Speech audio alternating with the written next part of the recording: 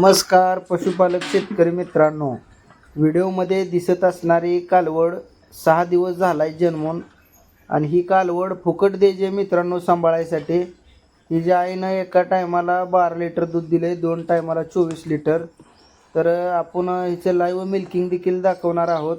अशाच व्हिडिओसाठी मित्रांनो चॅनलला सबस्क्राईब करा.